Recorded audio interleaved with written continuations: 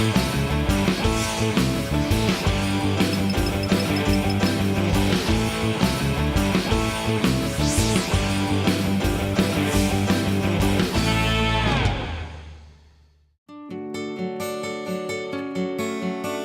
여러분 안녕하십니까. 함정숙 착각수의 홍태선입니다. 오늘은 좌우동형에서 나타나는 함정수와 착각수에 대해서 살펴보려고 합니다. 보통 바둑을 두다 보면은 좌우가 똑같은 그런 대칭형이 많이 나타나게 되는데요. 이런 경우에 상당히 좋은 급소가 있습니다. 특히 이 좌우동형은요, 사람도 좌우동형인데요, 급소가 가운데 있다는 거죠. 이것처럼 바둑에서도 이 좌우동형에는 급소가 가운데 있는 경우가 많이 있습니다. 그럼 지금부터 이 흥미로운 좌우동형의 함정수에 대해서 바둑판을 통해서 살펴보도록 하겠습니다.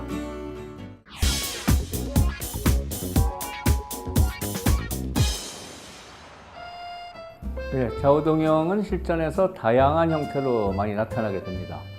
정석에서 또는 사활, 수상전 여러 가지 부분에서 나타나게 되는데요. 오늘은 가장 기본적인 형태에 대해서 좀 설명을 해드리도록 하겠습니다. 역시 함정수가 있는데요. 그 면을 잘 살펴보도록 하죠. 지금 이와 같은 형태가 나타나 있습니다. 좌우 동형이죠. 왼쪽 오른쪽이 똑같은데요. 이 형태에서 어떤 약점이 있느냐 하는 건데요. 그대로 끊으면은 밑으로 단수 쳐서요, 이렇게 나가도 그대로 밀고 나가면은 수가 안 나죠. 수가 안 됩니다. 여기서 좌우 동형이라는 데 착안을 해서요, 이 자리를 들여다보는 게 상당히 날카로운 노림수입니다. 양쪽이 똑같기 때문에요, 한쪽을 이으면은요, 이때는 끊어서 흙이 잡히게 되죠. 이렇게 젖혀도 촉촉수에 걸립니다. 이렇게 단수 치고요. 네, 이렇게 단수해서 촉촉수죠. 네. 이쪽을 이어도 이쪽을 끊고요. 또 반대로 이쪽을 이어도 저쪽을 끊어서 촉촉수로 잡히게 됩니다. 그래서 이 좌우동형에서 이 중앙에 두는 게 상당히 일리가 있는 그런 수인데요. 여기서 흙은 어느 한쪽이 죽을 수밖에 없을까요? 예, 여기서는 흙이 양쪽을 다 살리는 묘수가 있습니다. 예, 그것은 어딜까요? 그것이 역시 좌우 동형의 이 중앙에 두는 겁니다.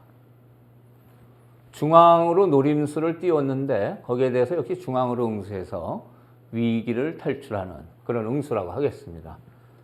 역시 이 경우에 이렇게 끊는 것은 이렇게 넘어가서 안 되죠. 젖히면 어떻게 될까요? 젖히는 수는 일단 여기를 잇습니다. 다음에 끊을 수가 없지 않습니까? 끊으면 바로 단수가 되죠.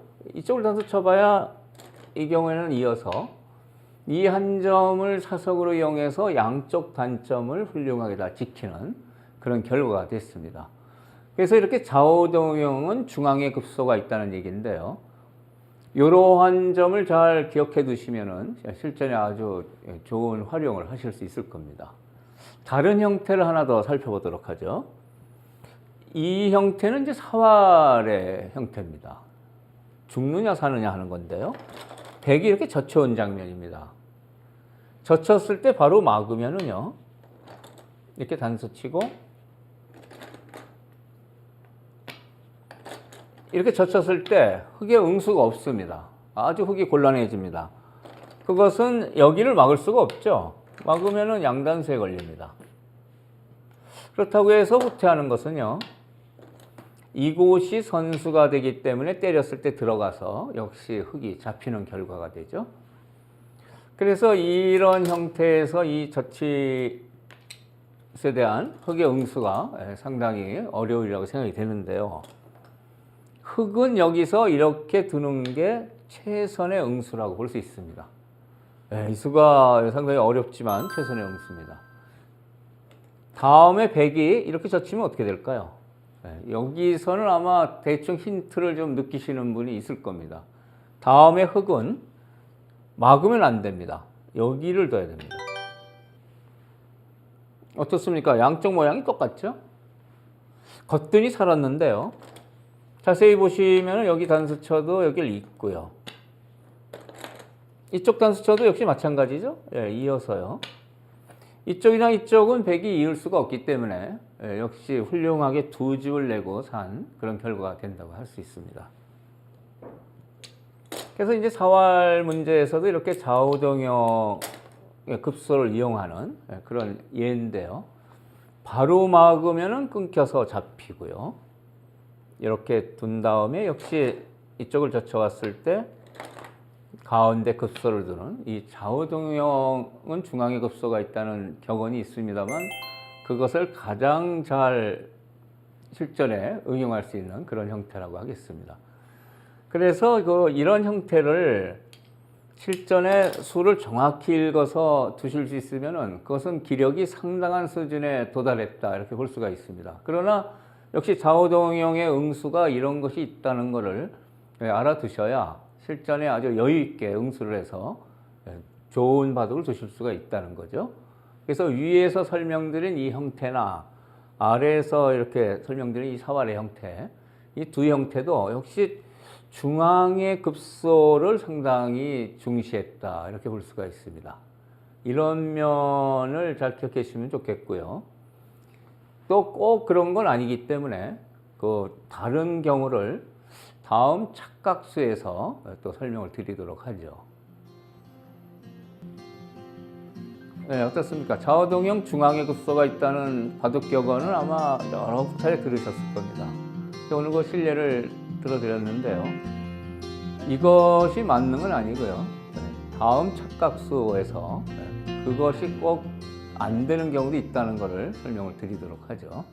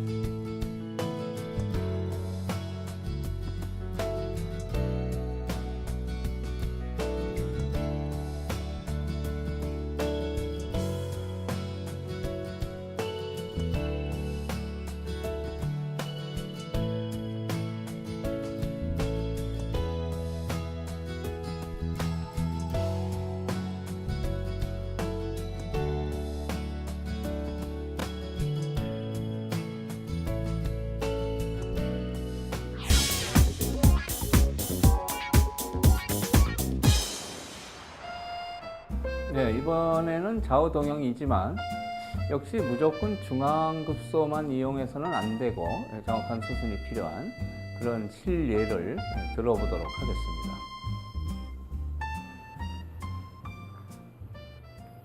지금 바둑판에 이런 형태가 나타나 있는데요.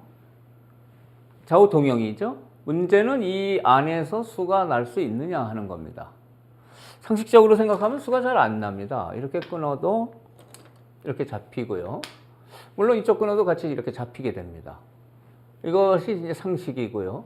그렇다고 해서 뭐 이런 식으로 안에서 이렇게 고군분투해서 열심히 선술해서 살자는 수도 노릴 수 있습니다만 역시 이렇게 해서 살아도 이것은 만족할 만한 결과라고 볼 수가 없습니다. 또 살 수도 어렵죠.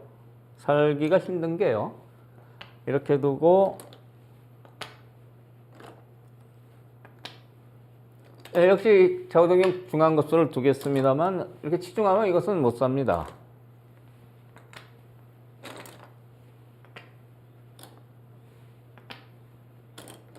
이렇게 있게 되는데요.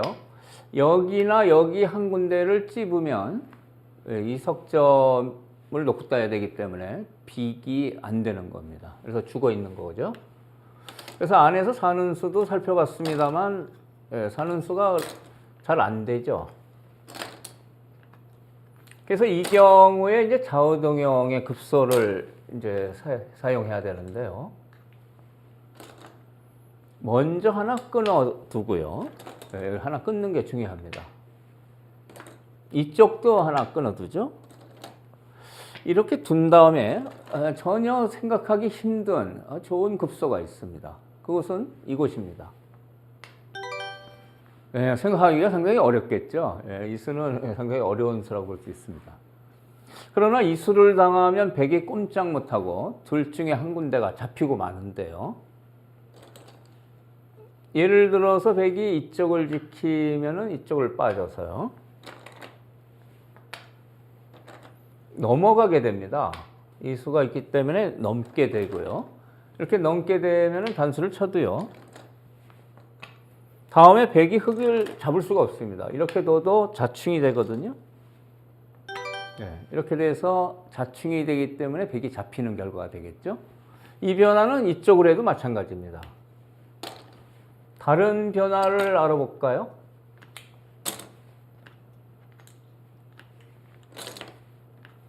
그대로 단순히 받았더니 너무 싱겁게 죽어버렸다 해서 이곳을 하나 들여다보면 어떻게 될까요? 근데 이 들여다보는 수도 지금은 잘 성립이 안 되는데요. 있는 수가 선수가 됩니다. 만약에 이쪽에 응수를 안 하면 흙이 이렇게 두고 이을 때 넘는 수가 돼서요. 이곳을 백이 들어갈 수가 없기 때문에 이곳은 백이 잡히는 결과가 되죠. 그래서 있는 수가 선수가 되고요. 때려야 됩니다. 그 다음에 빠지면 역시 아까처럼 나가도 젖혀서 백이 잡히는 그런 결과가 되겠죠. 그래서 이와 같이 하나씩 끊어 놓고 여기 하나씩 끊어 놓고 뛰면은 어느 한쪽이든지 잡히게 되는 그런 결과가 됩니다. 정말 그 절묘한 묘수라고 할 수가 있죠. 그런데 여기서 이제 주의할 게 있습니다. 끊는 게 뭔가 좀 보태주는 수 같아서 그대로 좌우동형 멋지게 이 급소를 두면 어떨까 이렇게 생각하시는 분도 있겠죠. 그러나 이 수는 착각수입니다. 이렇게 두시면은 수를 내는데 실패하는데 그것은 이런 응수가 있기 때문에 그렇습니다. 여기를 이렇게 빈 삼각으로 막는 수가 대단히 좋은 응수죠.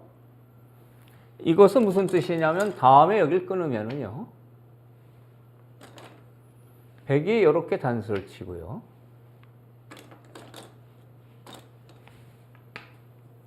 이렇게 잡아버리면 그만이죠.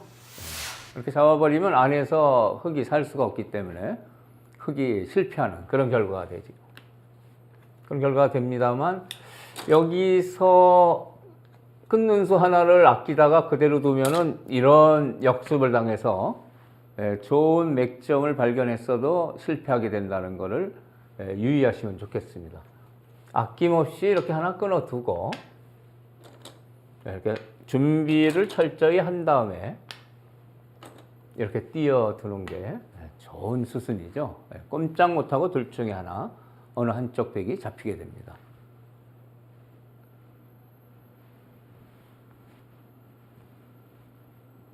좌우동형에서 실수하기 쉬운 그런 맥점을 살펴봤는데요.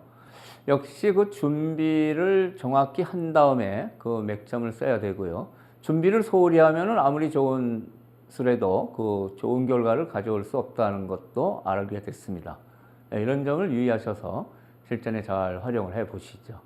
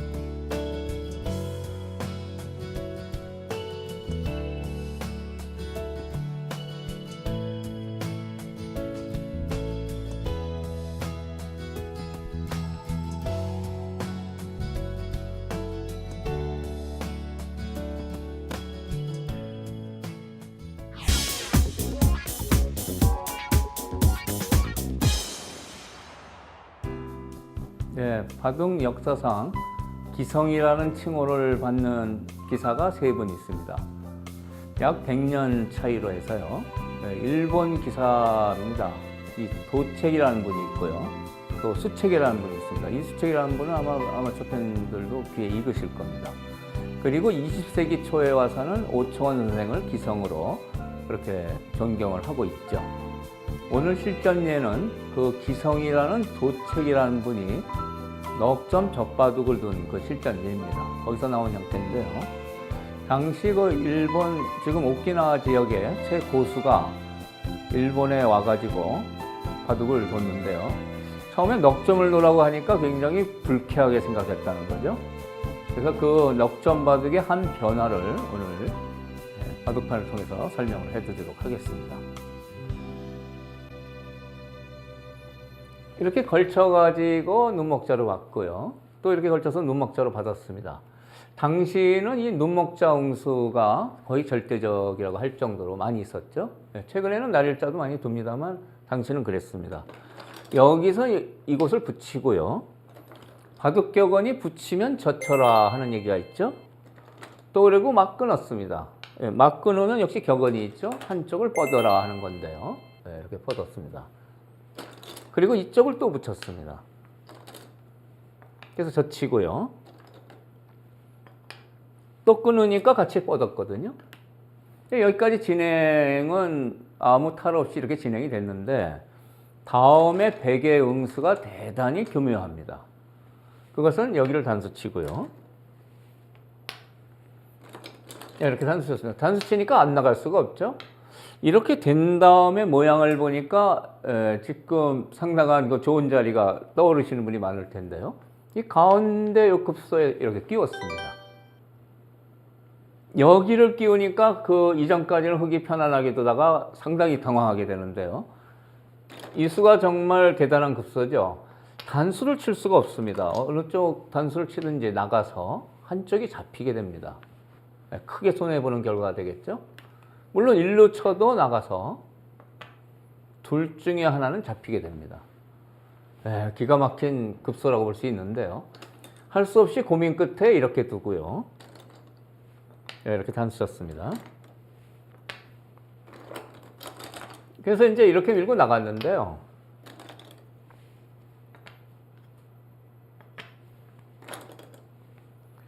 이렇게 이제 외길수순을 거쳐서 이 회돌이까지 치고요. 상당히 흙이 기분이 나쁘죠.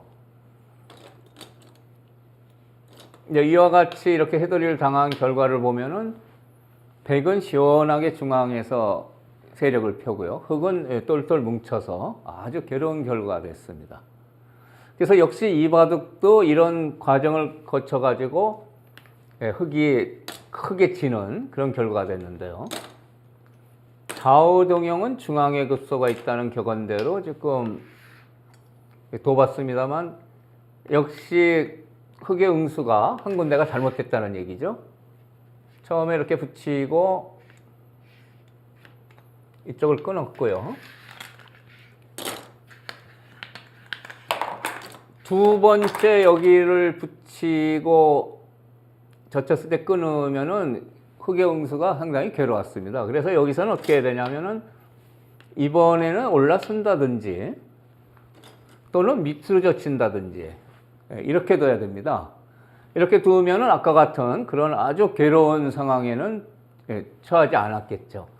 그러나 역시 이렇게 젖혀가지고 이수를 당한 다음에 아까 설명드린 대로 좌우동형 중앙의 급소로 이 발견한 솜씨를 보면 정말 기성의 솜씨라고 할 수밖에 없습니다. 대단한 그 기력을 느끼게 해주는 거죠. 그래서 이런 형태에서 항상 좌우동형 급소가 나오는 것을 주의하시는 게 아주 중요하다고 생각이 됩니다. 그래서 이 바둑을 지고 나서 내가 너무 교만했구나, 바둑의 경지가 정말 깊구나 해가지고 다시 한번 도전을 했는데요. 두 번째는 아주 신중히 둬서 두 집을 졌다고 합니다. 역사상 아주 유명한 그 넉점 바둑의 그 일화인데요. 이런 점에서 역시 좌우동형의 맥을 그 위력을 충분히 알 수 있으리라고 생각이 됩니다.